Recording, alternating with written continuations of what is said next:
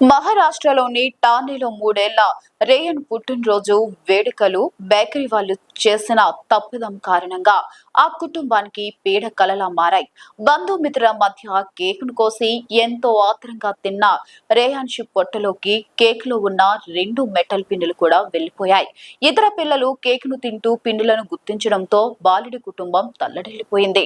రేయాన్ను వెంటనే ఆసుపత్రికి తరలించగా ఎక్స్రేలో పిండులున్నట్టు గుర్తించిన వైద్యులు కాలకృత్యాల సమయంలో సహసిద్ధంగా బయటకు వస్తాయని చెప్పడంతో అందరూ ఊపిరి పీల్చుకున్నారు. ఆ మరుసటి రోజు వైద్యులు చెప్పినట్టే జరిగింది. ఈ ఘటనపై ఇతరులను అప్రమత్తం చేస్తూ బాలుడు తల్లి సామాజిక మాధ్యమాల్లో ఒక పోస్ట్ చేసిన వీడియో వైరల్ గా మారింది. రేయాన్ ఇష్టమైన బౌలుంగ్ కేక్ ను ఆర్డర్ చేశాం. దానిపై బంగారు వర్షంలో పిన్స్ అమర్చారు. ఆ పిండిలకు లోపల వైపు ఆధారంగా లోహపు తీగ కత్తిరించి పెట్టారని మాకు తెలియదు.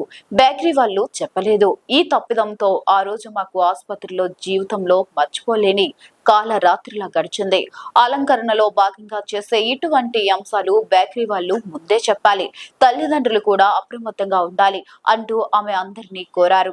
ఇలాంటి మరిన్ని ఇంట్రెస్టింగ్ వీడియోస్ కోసం ఫాలో అవ్వండి Z24 ఆంధ్ర.